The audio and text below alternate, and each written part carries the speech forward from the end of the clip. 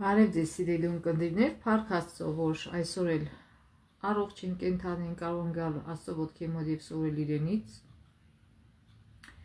Սովորել իրենից իր սիրո մասին, իր ողորմության ու համբերության մասին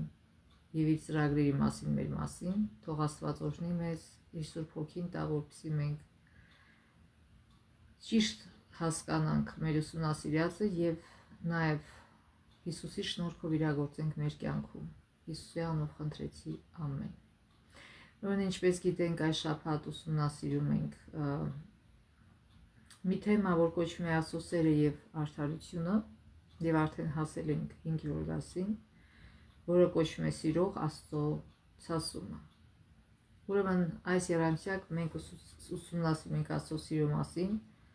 եւ ինչպես սա խորհրդանիշ է Աստծո սիրո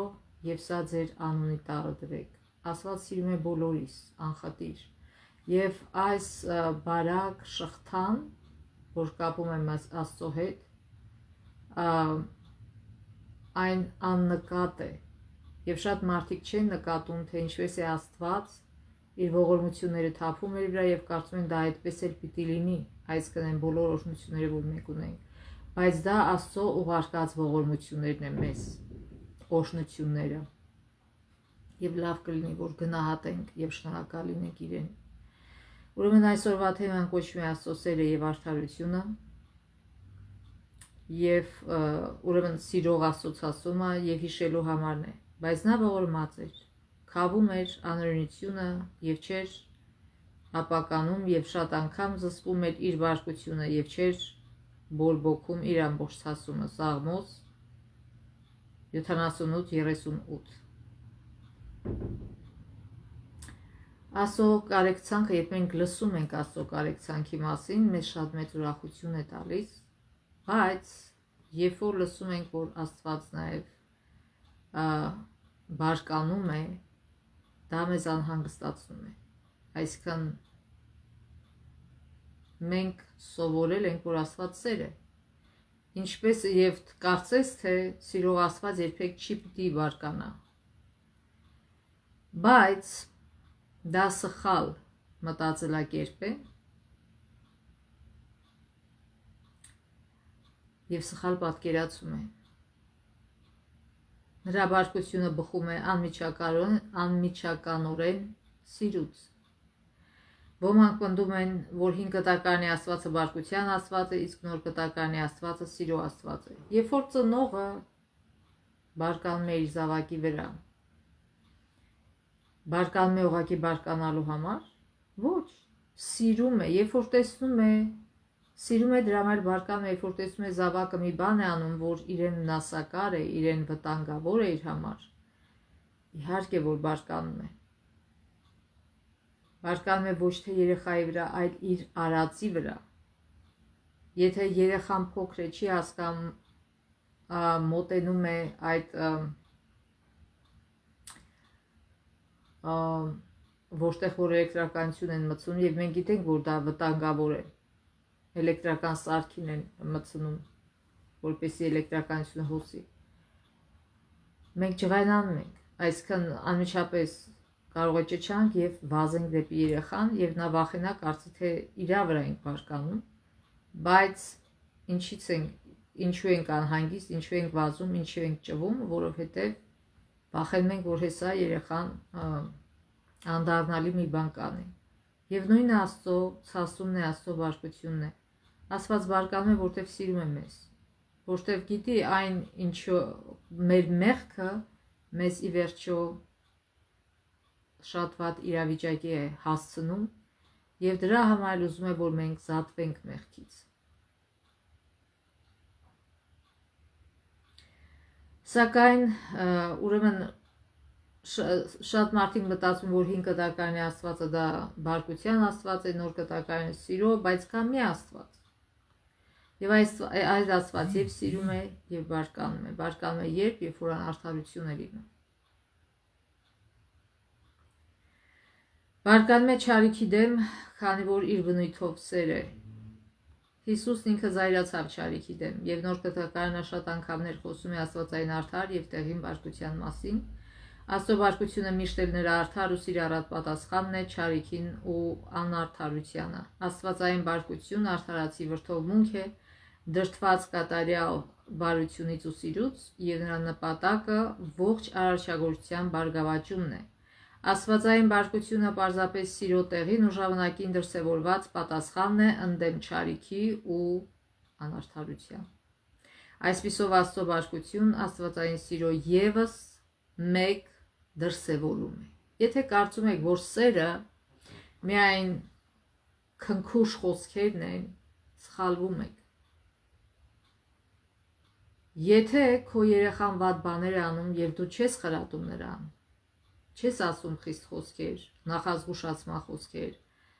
դա սեր չէ։ Երբ որ ասում ես լավ ես անում, դա սեր չէ։ Դա ատելություն է քո երեխայի հանդեպ, որտեղ վաղ միսօր քո երեխան անպիտան մի անձ է մեծանալու եւ ուրիշներին է վնաս տալու եւ ինքը իրեն։ Որտեղ երբ որ քո երեխան ուրիշին վնաս է տալի եւ դու ասում ես լավ ես անում, անտեղի տեղը վնաս է տալի, ուրեմն դու քո երեխային ուղղակի փչացնում ես։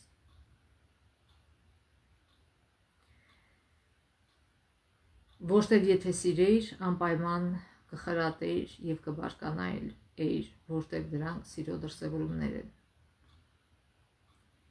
Աստվածաշյան Աստվածը սիրում է արդարությունը եւ ատում չարը, չարը վշտացնում է Աստծուն։ Հետևաբար մեղքն ու չարը նրա բարկությունն են հրահրում, որն արտահայտվում է ճնշվածների ու անարգվածների հանդեպ կարեկցանքի մեջ։ Աստված է ստեղծել եւ ճնշողներին եւ ճնշվածներին։ Եվ երբ որ գիտեք, միևնույն մարդը կարող է մի դեպքում լինել ճնշող, մի ուրիշ դեպքում լինել ճնշված։ Երբ որ մենք սիրում ենք ճնշել, մի ուրիշն էլ մեզ է ճնշում։ Եվ Աստված միշտ ճնշման դեմ է։ Այսինքն, եթե մենք ճնշվող ենք, նա մեր կողմն է եւ ճնշողի դեմ է։ Եթե մենք ճնշող ենք, նա մեր դեմ է եւ ճնշվողի կողմն է։ Աստված միշտ էլ անաչառ է, հիշենք սա։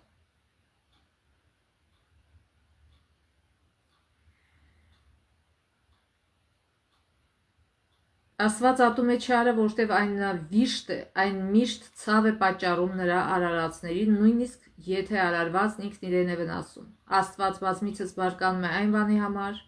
ինչն աստվածաբաններն անվանում են անհնազանդության շրջան։ Այդ փուլը հետևյալ տեսքն ունի։ Ժողովուրդը ապստամբում է Աստծո դեմ եւ չարիք գործում, երբեմն նույնիսկ հրեշավոր չարագործություններ, ինչպիսիք են երեխաների զոհաբերությունը եւ այլ գարշելի բաներ, այսինքն հնում մյուս հեթանոս ազգերը այդպիսի սովորություններ ունեին, որ իրենք իրենց երեխաներին զոհ էին մատուցում այդ չաստվածներին, այսինքն իրենց կուռքերին, եւ հրեաները դրանք նմանակում էին։ Այսինքն, երբ որ դադարում էին Աստծուն հետևելուց, իրանք հետևում էին այդ հեթանոս աստվածներին, եւ ոմանք նույնիսկ իրենց երեխաներին էին զոհաբերում այդ կուռքերին։ Հիմա մենք ասենք, որ այսօր այդպիսի բան չկա, բայց կա եւ դա դրսևորվում է տարբեր ձևերով։ Եթե քո կուռքը փողն է եւ դու ասենք թե բիզնեսման ես եւ ամբողջ ուշք ու միտքդ դա է, փող աշխատելը։ Մոռացել ես, որ երեխա ունես, կին ունես եւ այլն։ Երեխաները կարոտում են քեզ, բայց օրերով չեն տեսնում քո երեսը, որտեղ դու փող ես աշխատում։ Բայց երեխաները ուզում են քեզ հետ շփվել, քո սերը, քո ուշադրությունը ստանալ։ Նրանք այդքան փողի կարիք չունեն, որի համար դու այդքան գլուխ ես ջարդում, եւ սա կռապաշտություն է։ Եվ մենք մեր երեխաների հանդեպ սերը զոհաբերում ենք այս կռապաշտությանը, կամ մի ուրիշ բան մայրը կարող է չափազանց ժամանակ տրամադրել իր արտաքինին եւ ասել ժամանակ չունեմ տունը օգտակար առողջ ուտելիք պատրաստել իմ երեխայի համար եւ վերցնել նրան տանել այնպիսի ճաշարան, որտեղ ցածր որակի ուտելիք են մատակարարում, մեծամասամբ այդպես է, չգիտես ինչ որակի ուտելիք են պատրաստել, ով է պատրաստել, ինչ տեսակի պրոդուկտներից եւ բայց գնում ես դա եւ տալիս ես քո երեխային որ ուտի դա էլ այսինքն երբ որ դու արտաքինդ խուրք ես սարքում եւ ավելի շատ ժամանակ տրամադրում ես դրան քան թե քո հիմնական պարտականության այսինքն դաստիարակել երեխայիդ մեծացնել առողջ եւ մարմնով եւ հոգով եւ մտքով դա կնոջ վրա է այդ պատասխանատվությունը դրված բայց երբ որ զոհաբերում ես այդ բոլորը քո ասենք աշխատանքի համար քո արտաքինի համար տարբեր պատճառների համար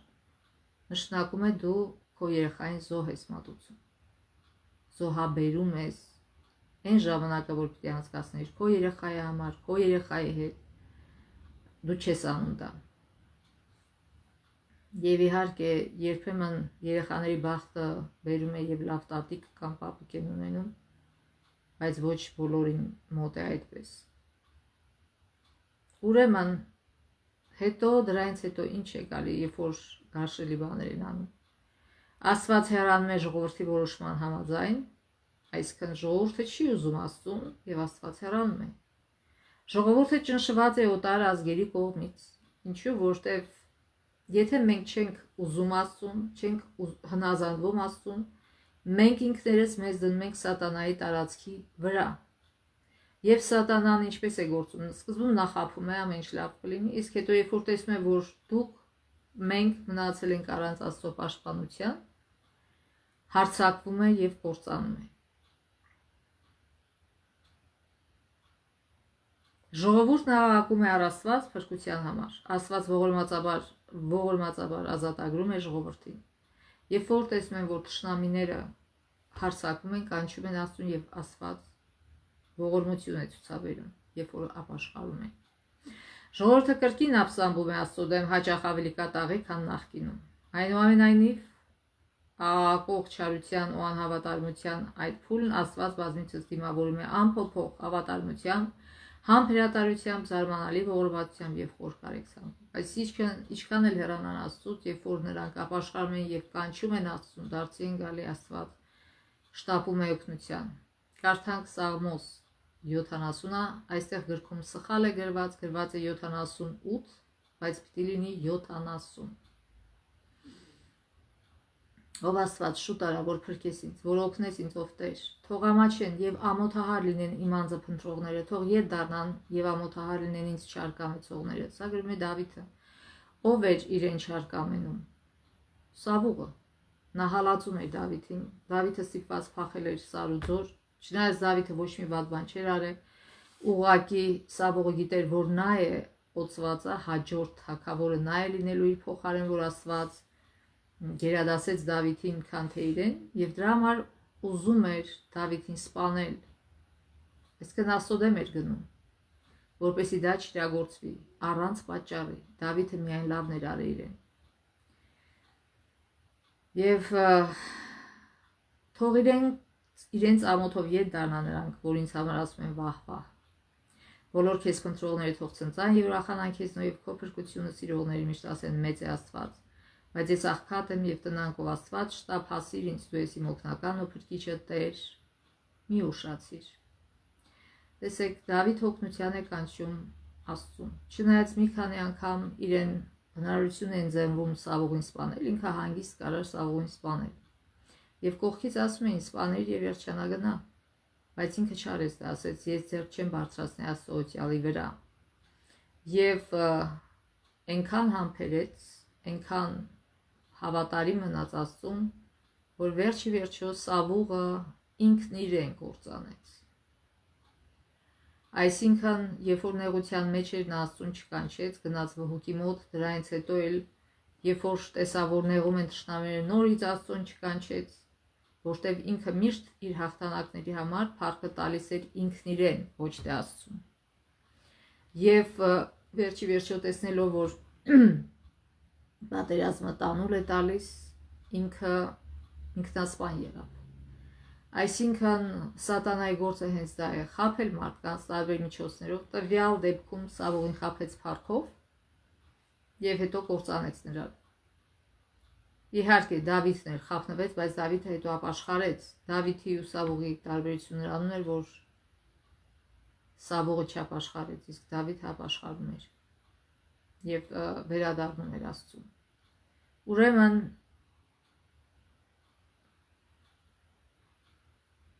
ըստ Աստվածաշնչի սերն ու արդարությունը փոխկապակցված են։ Աստծո բարկությունը սիրո պատշաճ արձագանքն է չարիքին, քանի որ չարը միշտ ցավ է պատճառում ինչ որ մեկին, ում Աստված սիրում է։ Աստվածաշնչում չկա որևէ դեպք, երբ Աստված կմահաճ կամ անարդար ձևով է բարկացել կամ զայրացել։ Մեր մարդիկը շատ ենք դա անում։ Այսինքն առանց պատճառի զայրանում ենք, սկսում ենք գոռալ միայն մեր ենթադրությունների հիման վրա։ Եվ հետո երբ որ ավելի ուշ պարզվում է, որ բոլորին կարիք չկար դրան, նոր ներողություն են խնդրում, կամ էլ մարդիկ կան ընդհանրապես ներողություն չեն խնդրում։ Բայց երբ որ գոռում ես եւ բարկանում ես մարդու վրա, նրան հոգեպես սպանում ես։ Ու թեև Աստծո ժողովուրդը բազմիցս լքել ու դավաճանել նրան, Աստված ամբողջ դարերի ընթացքում համբերատար շարունակել է այնպիսի կարեկցանք դրսևորել, որ գերազանցել է բոլոր խելամիտ ակնկալիքները, ցուցաբերելով իր համբերատար ու գթառած սիրո անգերազանցելի խորությունը։ Եվ իսկապես Սաղմոս հիշելու համար, որ կարդացինք, Սաղմոս 78:38, Աստված ողորմած էր, քավում էր անօրենությունը եւ չէր ապականում։ Այո, նա շատ անգամ էր հեռացրել իր բարկությունը եւ զսպել իր ողջ զայրույթը։ Աստված չի շտապում բարկանալ։ Նա շատ համբերատար է։ Աստված զայրանում է չարիքի վրա, որտեղ սիրո Աստված է։ Աստված այնքան կարեկից ու ողորմած է, որ Աստվածաշնչյան մարգարեներից մեկը նույնիսկ նախատեց նրան չափազանց ողորմած լինելու համար, ով էր այս մարգարեն, Հովնանը։ Մենք գիտենք, որ Աստված Հովնանին ուղարկեց Նինևիա, որ Ասիրիայի մայրյա քաղաքն էր, որպեսզի իրենց զգուշացնի, ասի, որ դարձի գան, ապաշխարեն, իրենց ճամփաները փոխեն սխալ, եթե ոչ, ապա չարիք է բերելու իրենց վրա, բայց Հովնանը չուզեց գնալ, որովհետև նրանք հրեաների թշնամիներն էին եւ շատ վատություն էին արել, այսպես ասենք, հրեաներին եւ ինքը բոլորովին էլ ցանկություն չուներ, որ իրենց թշնամիները փրկվեն։ Եվ բայց վերջի վերջո մենք գիտենք այդ պատմությունը, որ վերջի վերջո ինքը ստիպված գնաց եւ քարոզեց եւ ինչ եղավ, հրաշք եղավ, մարդիկ դարձի եկան, ապաշխարեցին։ Եվ Աստված,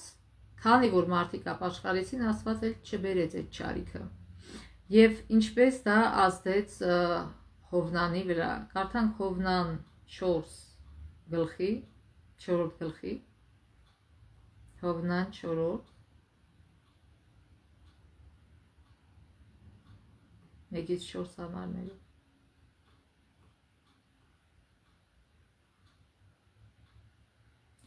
Հովնանը խիստ դժգոհեց եւ զայրացավ։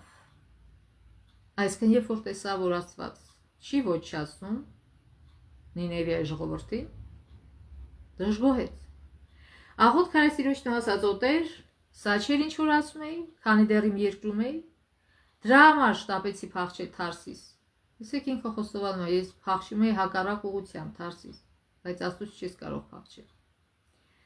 Ինչու, որտեվ հենց ինքը ապաշխարության կարիք ուներ։ Որովհետև գիտեի, որ դու ողորմած գթառատ երկայնամիտ ու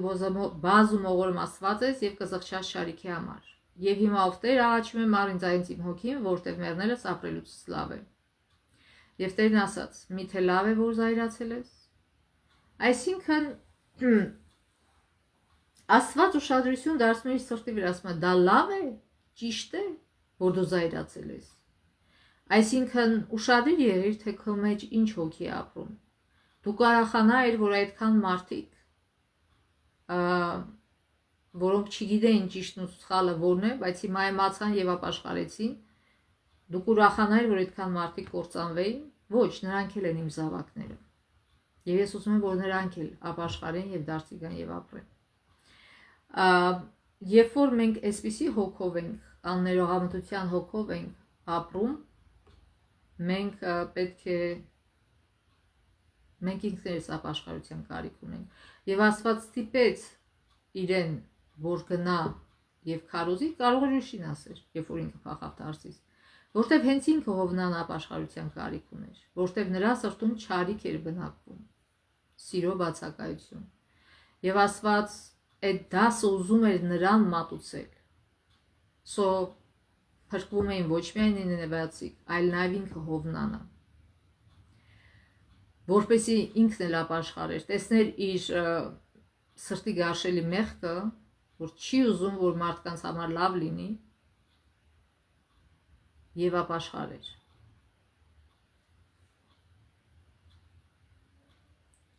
Այսինքն Հովնանը կարծր սիրտ ուներ։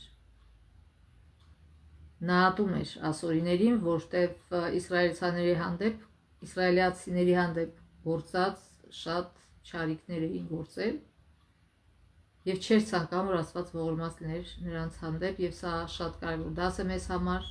Պետք է զգույշ լինենք նման վերաբերմունք չդրսևորելու համար, որքան էլ դա հասկանալի լինի, նրանք, ովքեր ստացել են Աստծո շնորհը, պետք է գիտակցեն, թե որքան անարժան են եւ պետք է պատրաստ լինեն ողորմություն դրսևորել ուրիշների հանդեպ։ Ինչպես որ այն առակը, որ մենք անցանք, որ թագավորը ներեց մի մեծ գումար պարտք իր ծառային, բայց այդ ծառան գնաց եւ շատ փոքր գումարի համար գցեց իր ծառային բանտը, եւ հետո թագավորը իմացավ եւ փոշմանեց, ասեց, դե որ տենց է, քեզ էլ եմ գցում բանտը, մինչեւ որ դու այդ պարտքը մարես։ Եվ իհարկե չէր կարող, ամբողջ կյանքում էլ չէր կարող մարել այդ պարտքը, եթե նույնիսկ բանտում չլիներ։ Այսինքն մենք պետք է հասկանանք, Հովնանը կարիք ուներ հասկանալու, որ ոչ միայն նինևացիներն են մեղավոր, այլ նաև ինքն էլ է մեղավոր։ Եվ բոլոր Աստծո զավակները դրա կարիք ունեն, որտեղ երբ որ իրենք դարձի են գալի, հավատացյալ են դառնում, կարծում են, թե իրանք էլ ապաշխարության կարիք չունեն։ Արդեն իրանք սուրբ ու սխտոր են, այդպես չի։ Մարդը միշտ էլ ընկնում է եւ պետք է անպայման վեր կենա, բայց երբ որ ընկած վիճակում եւ ասում է, չէ, ես ընկած չեմ, ինձ կարելի է, որտեղ ես հավատացյալ եմ կոչվում, դա արդեն անչափ վտանգավոր է։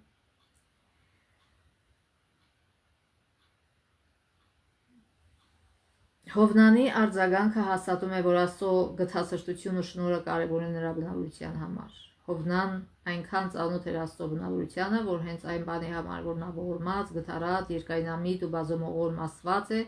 կզղջա չարիքի համար։ Հովնանը գիտեր, որ Տերը չի պատժի Նինվեին։ Աստված արդարացի ու ողորմած է բոլոր ժողովուրդների ու ազգերի հանդեպ։ Աստված չպատժեց ինչու, որտեղ նինևացիները ապաշխարեցին։ Երբ որ չեն ապաշխարում, Աստված այդ ժամանակ պատժում է, իր նախազգուշացումը իրականացնում է։ Ուրեմն մենք պիտի ուրախանանք, երբ որ մարդիկ ապաշխարում են, այլ ոչ թե տխրենք, ոչ թե կամենանք, որ անհավատները կամ չար մարդիկ ինչքան հնարավոր է շուտ կործանվեն, Աստված իր բարկությունը թափի նրանց վրա, այլ պատրաստ լինեն օգնել Աստծուն այդ մարդկանց դարձի գալու համար, այլ ոչ թե Հովնանի պես վարվեն։ Եթե չենք ուզում այդպես վարվել, ուրեմն մենք չունենք Աստծո սերը մեր սրտի մեջ։ Եթե չունենք Աստծո սերը մեր սրտի մեջ, ուրեմն մենք փրկության չենք կարող գնալ։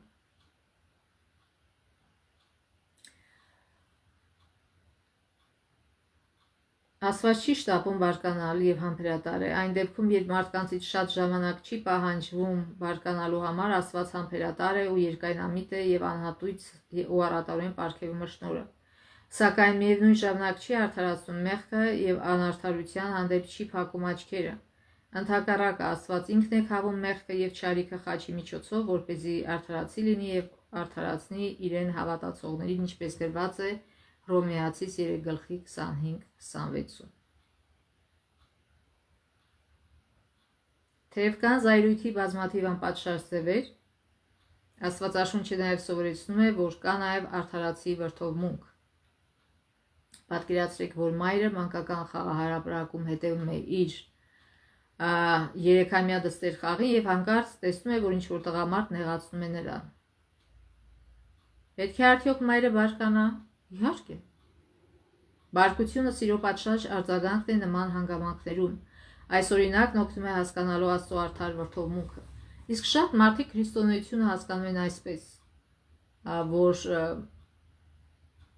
երեխուդ գլխին ինչ ուզում են անեն, դու ասում ես, ահ, ոչինչ, ծիծաղում ես, լավ, ոչինչ, մարդ այլ այդպես չի։ Երեխան ինքը իրան չի կարող պաշտպանել։ Եվ մենք պարտավոր ենք երեխային պաշտպանել մանավանդ մեծահասակներից։ Եվ այդ վերաբերմունքը ցույց է տալիս, որ դուք բոլորովին սեր չունեք ձեր երեխայի հանդեպ, եթե չեք պաշտպանում ձեր երեխային։ Շատերն էլ ասում են, դե թող սովորի իրան պաշտպանել։ Ոնց կարա փոքր երեխան պաշտպանել իրենց ավելի մեծ հասակով մարդուց։ Կամ ընդհանրապես մեծ հասակով երեխայից ասենք թե։ Ասված էլ նույնպես է, երբ որ մեկը նեղացնում է մյուսին, ինքը անպայման հասնում է օգնության, ոչ թե ինքը նայում է եւ ասում է դե լավ, հա, մարդ անում այլ։ Ոչ, այդպես չէ։ Աստված արդարադատության Աստված է, արդարության Աստված է։ Ինչու, որտեղ ինքը սիրում է նրան, ում որ նեղում են եւ անպայման օգնության կհասնի։ Բայց ուշադրություն դարձնենք, որ երբ որ մենք հեռանում ենք Աստծուց եւ Աստված թույլ է տալի, որ մենք նեղության մեջ ընկնենք, նա չի խառնվում, նա թողում է, որ մեզ նեղեն այնքան ժամանակ, որ մենք մեր սխալները հասկանանք եւ դարձի գանք եւ ապաշխարենք։ Այդ ժամանակ Աստված խառնվում է։ Երբ էր Աստված հրեա ժողովրդին ազատում, երբ որ իրենք ապաշխարում էին, ասма խոնարհվեցին, հասկացան, ապաշխարեցին եւ Աստված նորից ողորմած եւ գթած իրենց։ Բայց երբ որ մարդիկ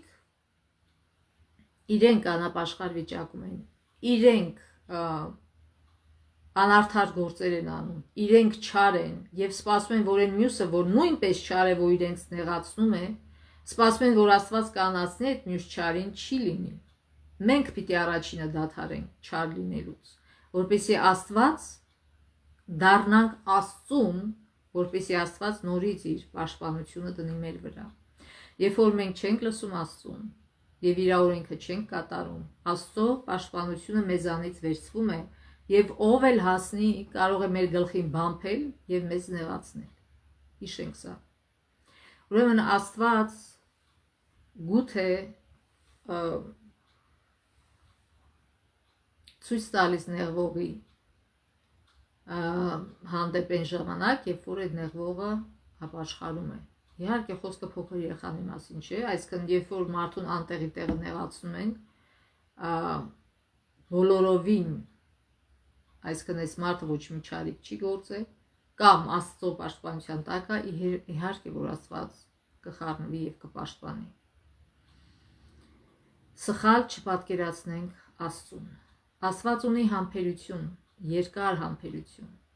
բայց պետք չէ չարաշահել Աստծո համբերությունը։ Կարդանք Մատթեոս 21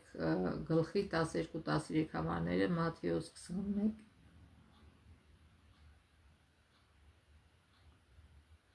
12-13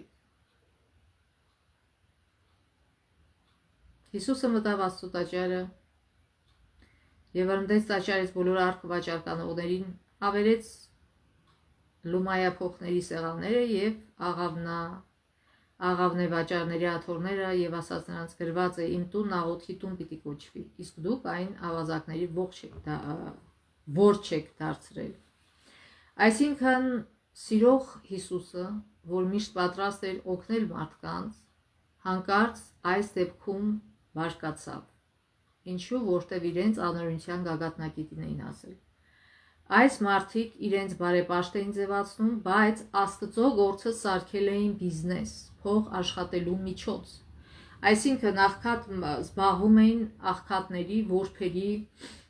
եւ որբեվայրիների թալանով։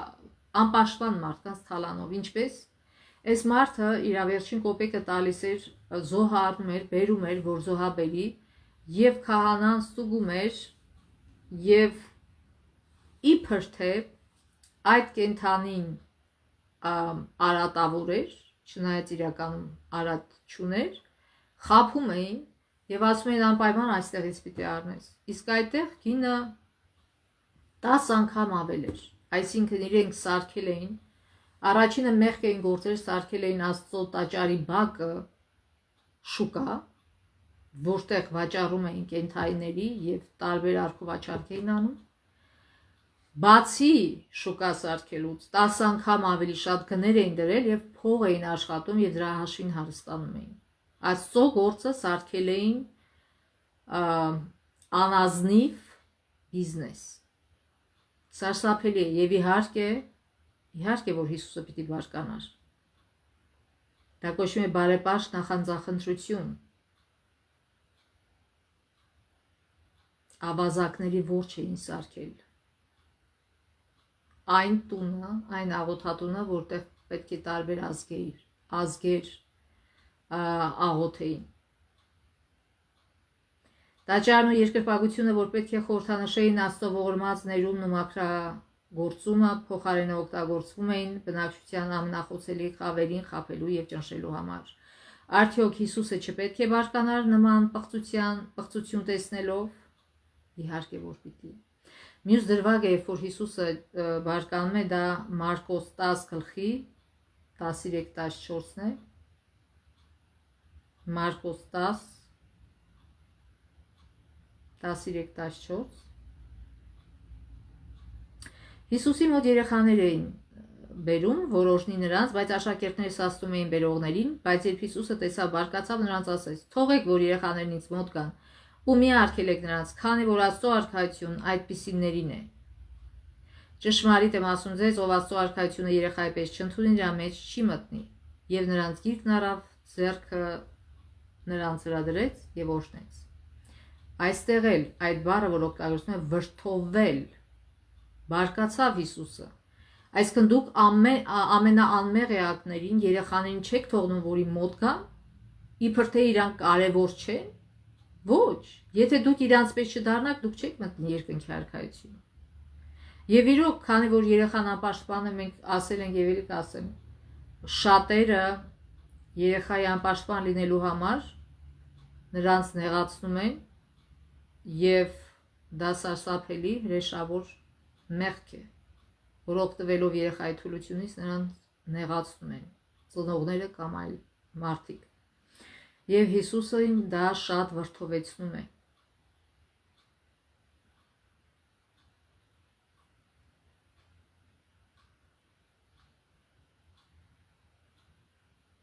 Մեկ այլ տեղ, երբ փարիսեցիները պատրաստվում էին Հիսուսին մեղադրել շաբաթը խախտելու մեջ, Մարկոս 3-րդ գլխի 4-5 համարը, Մարկոս 3-րդ գլխի 4-5 Ուրեմն ասմաչորացած ձեռքով մի մարդ կա ժողովրանում շաբաթ օրը եւ սպասում էին Հիսուսին տեսնելու, թե արդյոք շաբաթ օրով կբուժի նրան, որպեսզի ամբաստանային։ Նա ձեռքը չորացած մարդուն ասաց. «Վեր կաց, մեջտեղ արի»։ Իսկ նրանց հարցրեց. «Օրենքը որևէ մեկին թույլ է տալիս շաբաթ օրը բարի գործ անել, թե չար, մի կյանք փրկել, թե կորցնել»։ Եվ նրանք լռեցին։ Նա իր շուրջ եղողներին բարկությամբ նայելով,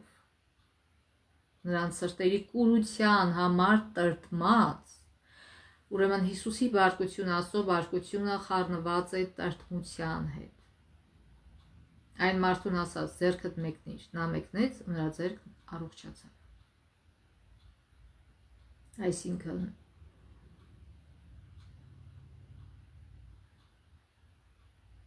Հիսուսն այս դեպքում բարկացավ ու տրտմեց նրանց սրտերի կուրության պատճառով, դա սիրո արդար բարկություն է, ինչպես եւ 5 տակարանում Աստծուն վերագրվող բարկություն է սիրո արդար դասերում համարվում, երբ որ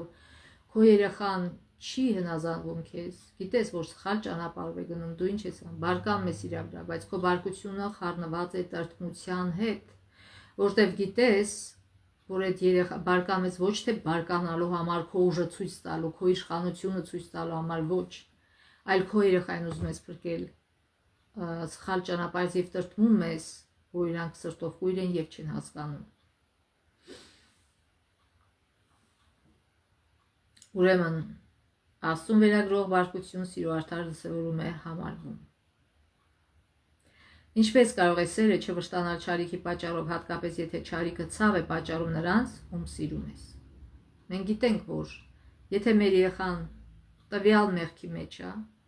նա վտանգավոր վիճակում է եւ չարիք է պատճառում իրեն այդ մեղքը։ Եվ պարզա որ մենք պետք է բարկանանք եւ ատենք այդ մեղքը, մենք չենք ատում մեր երեխային։ Մենք երեխային կատենք այն ժամանակ, երբ որ չենք բարկանանք, ասենք լավ տղա ջան, կամ աղջիկ ջան, լավ, ինչ որ անում ես, արա, մեկա Հիսուսը մեռել է քո համար։ Կամ չենք խրատում, չենք պատժում, չենք դաստիարակում։ Նորից դա ատելություն է, դա սեր չէ։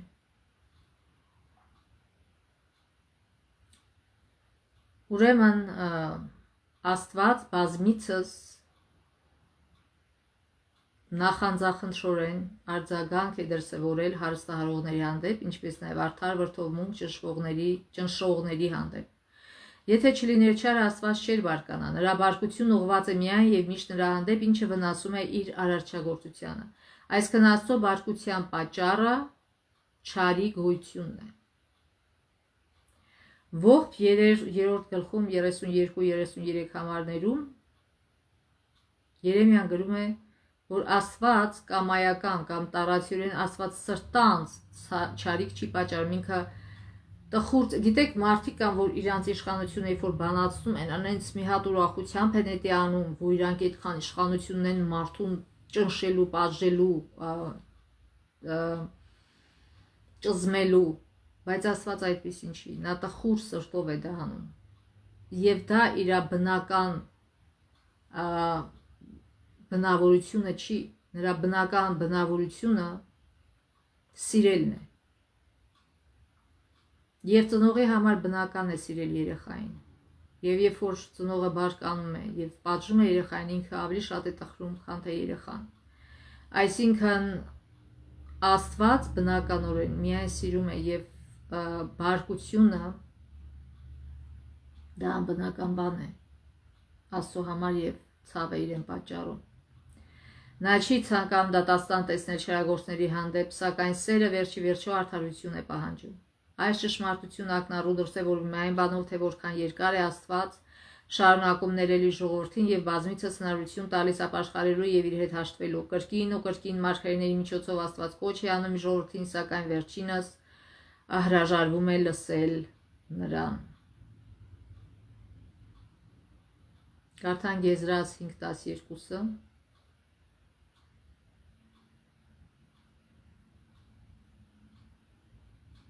Եզրայել 5-րդ գլուխ 12 համար։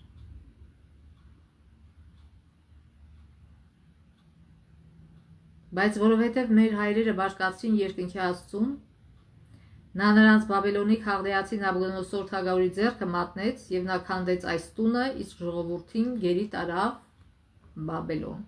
Այսինքն այնքան չափ անցավ ժողովուրդը, որ Աստված իր պաշտպանությունը վերցրեց եւ ժողովուրդը գնաց Բաբելոն։ Հետո երբ որ ժողովուրդը օգնություն էր խնդրում առանց ապաշխարելու, Աստված ասեց. նայեք, դուք կուրքեր եք պաշտում, աստվածներ եք, չաստվածներ եք պաշտում, գնացեք իրանց խնդրեք թող օգնեն։ Դուք իրանց եք պաշտում եւ արհամարում եք ինձ։ Եվ վերջի վերջո ինչ է տեղի ունենում, Աստված իր պաշտպանության ձեռքը վերցնում է եւ այն ժամանակ հասկանում են, թե ինչ է նշանակում լինել սատանայի տարածքում։ Ուրեմն այն բանից հետո, երբ ժողովուրդը համառորեն չապաշխարեց ու բարկացրեց Աստծուն, նա վերջի վերջո նահանջեց եւ նրանց Նաբուգոդոնոսոր թագավորի ձեռքը մատնեց։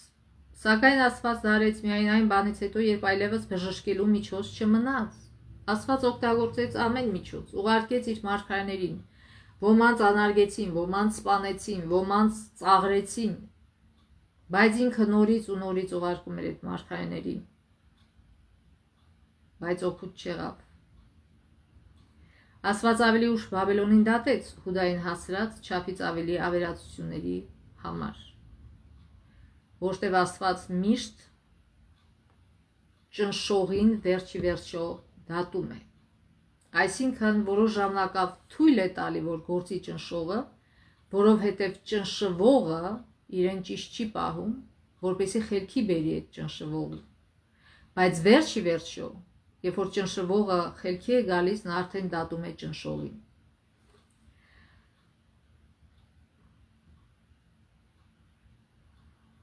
Ուրեմն, երբ Աստված իրենց շնամի ձեռքն է մատնում մարդկանց իրենց որոշումների համաձայն թողնել Տիրոջ եւ ծառայել ազգերի ուրիշ աստվածների,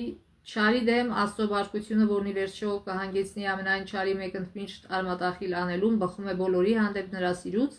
եւ տիեզերքը վերջնականապես ազատագրված տեսնելու սիրուց։ Իսկ դա ինքնին կապ ունի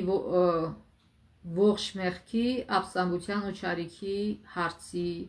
հետ։ Ուրեմն Աստծո բարկության ցածման պատճառը մեղքն է, չարիքը։ Երբ որ Աստված այդ բոլորը վերջացնի, արդեն չարիք գոյություն չի ունենա, մեղք գոյություն չի ունենա եւ այդ կարիք չի լինի բարկանալու, ինչի, որտեւ երկնային արքայություն կմտնեն նրանք, ովքեր ապաշխարել են, ովքեր դադարել են ճնշելուց,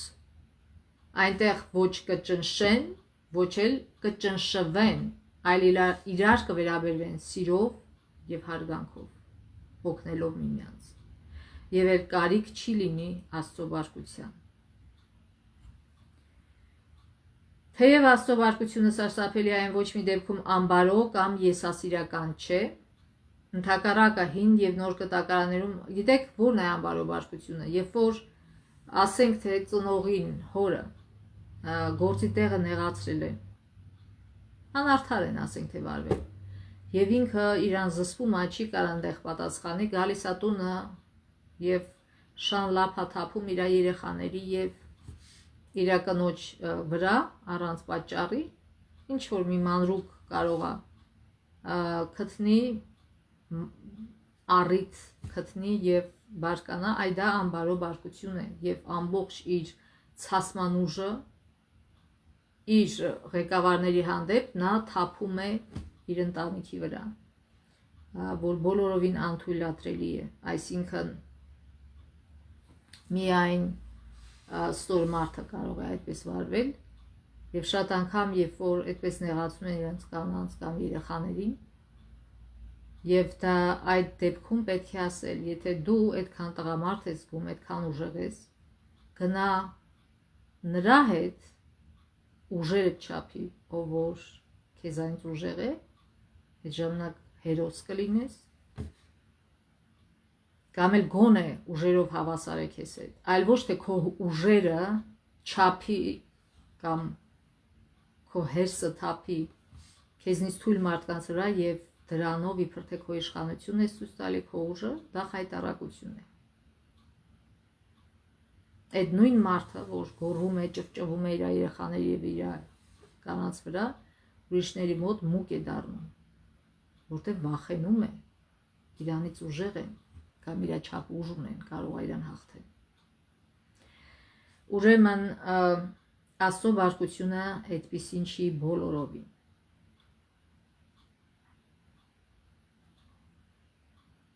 Ընդհակառակը հին եւ նոր կտակարանում Աստված չարի դեմ բարկությունը դրսևորում է իր սիրո պատճառով։ Աստվածային բարկությունը ահավոր է չարի նենգության պատճառով, որով հակադրվում է Աստծո անարատ բարության ու վեհությանը։ Այդ առումով սերն Աստծո էության անբաժանելի մասն է, բարկությունը ոչ։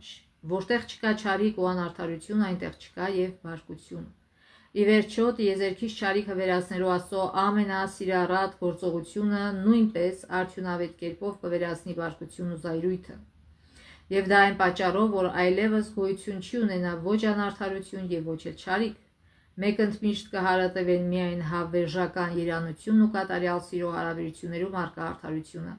Այլևս չի լինի Աստծո բարկությունը, որտեղ երբեք էլ չի լինի դրա անհրաժեշտությունը, ահա թե ինչպիսի հրաշալի միտք է սա։ Ոմանք անհանգստանում են, որ աստվածային բարկությունը կարող է ակամա անցալվել որպես մարդկային վրեժխնդրության թույլտվություն,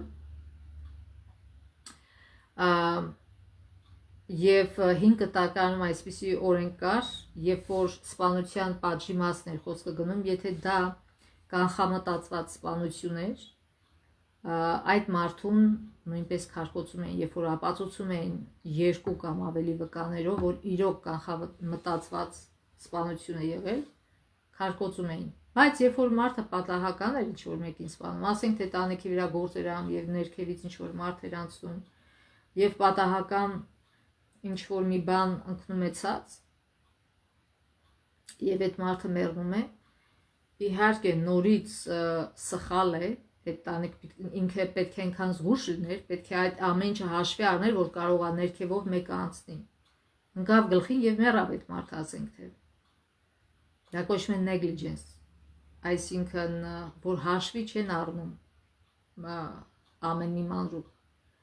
օրինակ այստեղ եթե ծառ կտրեն մի քանի աշխատողներով գալիս են շրջապատում են այն մյուսը զգուշացնում որ իստողով մարդ չանցնի ամեն անվտանգություն ապահովում են որպեսի հանկարծ մարդկանց վնաս չտան եւ ճիշտ է այս մարդը մտածված չի սպանել բայց սպանել է եւ ասված այդ դեպքում ողորմած էր եւ նախատեսել էր 6 հատ քաղաք որ կոչվում էին ապաստարան եւ կարող էր փախչել այդտեղ մարդը եւ ապաստանել որպեսզի իր դրես չլուծեր ազգականը այդ սպանվածի եւ այսինքն ասված փրկում էր վրեժից ասումից եթե ասված կարծեր որ վրեժը նորմալ բան է նա երբեք այդ հնարավորությունը չէր տա այդ մարդկանց այդ ապաստարան քաղաքները ուրեմն Աստված մի քանի համարներում ասում է որ օրինակ կարդանք Առակներ 20-22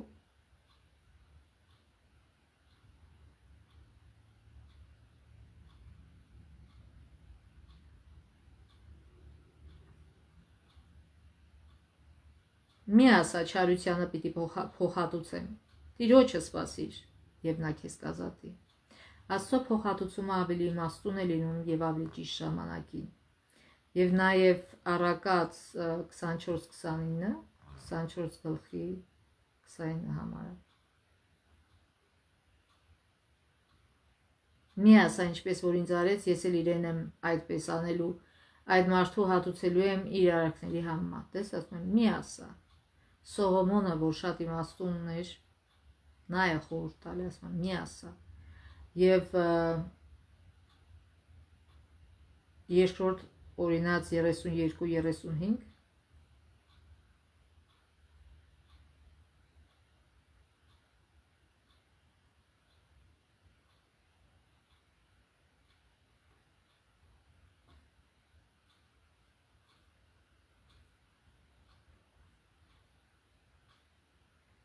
Իմն է վրեժխնդրությունն ու հատուցումը, նրանց ոտքը կերերա ժամանակին, որտև մոտ է նրանց կորստյան օրը և շուտով կգա նրանց համար պատրաստվածը։ Եվ նաև նոր կտակարանում մենք գիտենք Հռոմեացիներ 12 գլխում Պողոս ասում է նույն խոսքերը, որ Աստծուն է վրեժխնդրությունը, թողեք Աստծուն։ Եվ Եբրայեցիներ 10 գլխի 30 համարը։ Աստծո գրքի Աստված իրավունք ունի դատաստան անելու եւ երբ անում է դա միշտ վարվում է կատարյալ արդարամտությամբ։ Թե հին եւ թե նոր կտակարաններում վրեժխնդրությունը միանշանակ պատկանում է Աստծուն։ Գիտեք, մենք երբեք չենք կարող իմանալ թե այդ մարդը ինչու է այսպես արեց։ Եվ դրա համար մեր վրեժխնդրությունը կարող է լինել անարդարացի։ Դրա համար Աստված ասում է թողեք ինձ, Աստված գիտի բոլոր միտումները, մարդու մտքերը, դրդապատճառները, ամեն ինչ Աստված գիտի եւ նա ամենաիմաստուն ձևով է վրեժխնդիր լինում եւ ճիշտ ժամանակին եւ իհարկե որոշ ժամանակ է տալիս այդ մարդուն ուզում է հասկացնել իր սխալը թե հին եւ թե նոր կտակարանում վրեժխնդրությունը միանշանակ պատկանում է Աստծուն ինչպես գրում է Պողոս Արաքյալը Հռոմեացիներ 12-19 ինքներդ վրեժխնդիր մի եղեք Սիրելիներ, այլ Աստծո բարկությանը տեղ տվեք, որտեղ գրված է իմ վրեժխնդրությունը ես էլ կհատուցեմ, ասում է Տերը։ Թեև Աստվածի վերջո կդատի անարդարությունը չարը,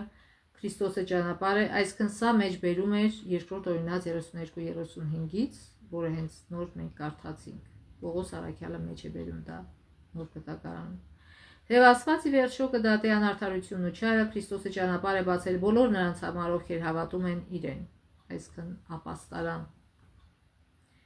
Մեր ապաստարանը ով է։ Հիսուսը։ Անկասկած է, որ հենց Հիսուսն է մեզ փրկում գալիք բարկությունից, ինչպես գրված է առաջին Թեսաղոնիկեցիներ 1 առաջին գլխի 10 համարում եւ Հռոմեացիս 5 գլխի 8-9 համարում։ Եվ դա տեղի ունենում Աստծո ծրագրի համաձայն, որովհետև Աստված մեզ բարկության համար չի սահմանել, այլ փրկություն ստանալու համար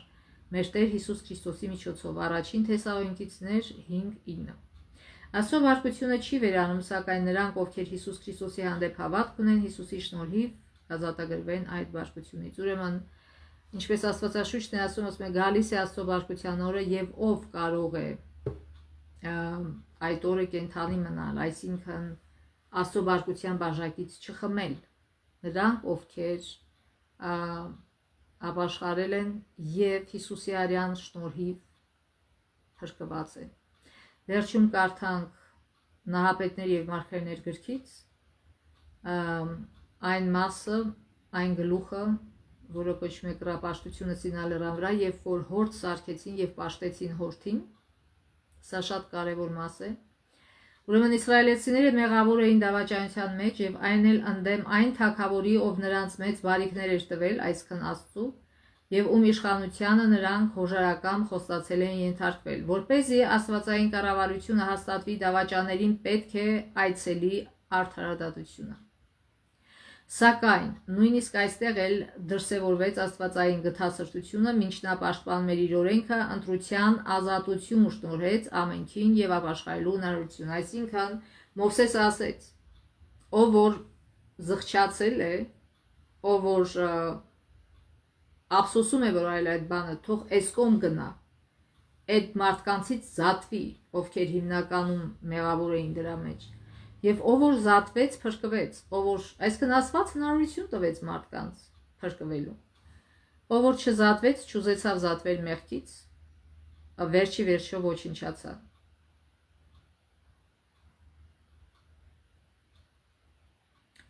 Միայն նրանք սպանվեցին, ովքեր համառեցին իրենց ապստամբության մեջ, որպեսզի վկայություն լինի շրջակա ազգերին, որտեղը չի հանդուրժում կռապաշտությունը, այս մեղքն անպայման պետք է պատժվեր։ Այսինքն շրջակա կռապաշտ ազգերը տեսնում են, որ սրանք կուրք են պաշտում, հորդ, եւ կասեն, որն է տարբերությունը, իրանց Աստվածն էլ նույն ինչ որ մեր։ Եվ Աստված պետք է իր պատիվը եւ ճշմարտությունը պաշտպաներ եւ ցույց տար, որ ինքն է ճշմարիտ Աստվածը։ Հիմա էլ շատ հավատացյալներ աշխարհիկ կյանքով, աշխարհիկ ձևով են ապրում, թե արտաքինով, թե ներքին կյանքը եւ այլն եւ այլն։ Եվ մյուսներն էլ դա ասում են, լավ տարբերությունը ո՞րն է։ Այս մարդը գնում է եկեղեցի, նույն ձևը ապրում, նույն ձևը հագնվում, նույն ձևը իր մտածելակերպը։ Ո՞րն է տարբերությունը։ Ուրեմն իր Աստվածն էլ է մեր նման։ Շատ զգույշ պիտի լինենք։ Մովսեսը որպես Աստծո գործիք պետք է արձանագրեր նրանց հանցագործության խիստ ու բացահայտ դատապարտումը։ Երբ իսրայելացիներին ապագայում դատապարտեին հարևան ցեղերի կռապաշտությունը, նրանց թշնամիներն իրենց երեսին կշպրտեին այն մեղադրանքը, որ Եհովային իրենց Աստվածը համարող ժողովուրդը հորթ էր շինել Քորեբում ու երկրպագել դրան։ Այն ժամանակ, թեև ստիպված լինելով խոստովանել տհաճ ճշմարտությունը, Իսրայելը կարող էր վկայակոչել օրինազանցների սարսափելի ճակատագիրը, որպես ապացույց այն բանի, որ իրենց մեղքը չի արդարացվել կամ հավանության արժանացել։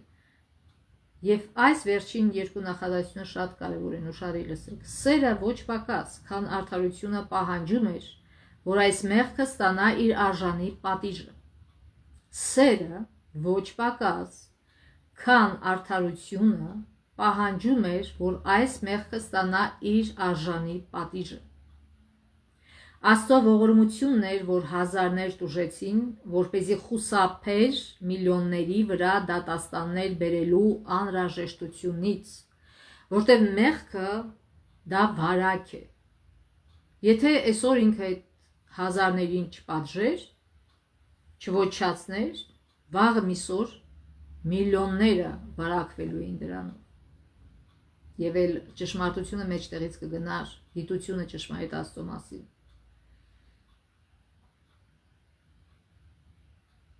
Շատերին փրկելու համար նա պետք է պատժեր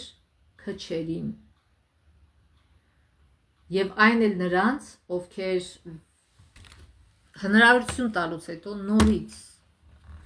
չապաշխարեցին եւ մնացին իրենց ասացին։ Սիրելիներս, Աստծո բարգության օրը գալու է, ուզենք թե չուզենք։ Արդյոք մենք ուզում ենք խույս տանք այդ բարգության օրը Աստծո բարգությունից, թե ուզում ենք Աստծո բարգության բաժակից խմել։ Դա մեր ձեռքերի, մեր ընտրության մեջ է։ Աստված երբեք չի զորում մեզ, երբեք չի ստիպում, որ իրեն ընտրենք, բայց իմանանք, Հիսուսը ասեց, ով որ իմ դեմ է, ով որ իմ հետ չէ, նա իմ դեմ է։ Այսինքն դուք չեք կարող միջանկյալ վիճակում լինել։ Վերջի վերջո, եթե մի ոտը Աստծո տարածքի վրա է, մի ոտը սատանայի տարածքի, չի լինի այդպես երկար։ Վերջի վերջո մի հատ ընտրություն պիտի լինի, կամ այս կողմ, կամ այն կողմ։ Եվ ով որ սատանայի տարածքի վրա մնա, վերջի վերջո Աստծո բարգության բաժակից պիտի խմի։ Եվ բաց թողնի այն հրաշալի հնարավորությունը, որ Աստված տվել է մեզ,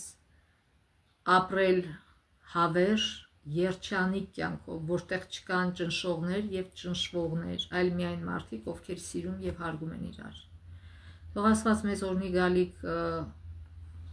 այս շաբաթվա բոլոր օրերը, որ մենք եթե չենք սկսենք ապրել հենց այդպիսի կյանքով, ոչ ճնշենք, ոչ էլ ճնշվենք։ Մարդկանց սիրենք եւ հարգենք, երբ որ մենք սիրենք եւ հարգենք, նույնը կստանանք մարդկանցից։ Թող Աստված օրհնի մեր գալիք օրերը, Աստծո ողորմությամբ մինչև մյուս շաբաթ։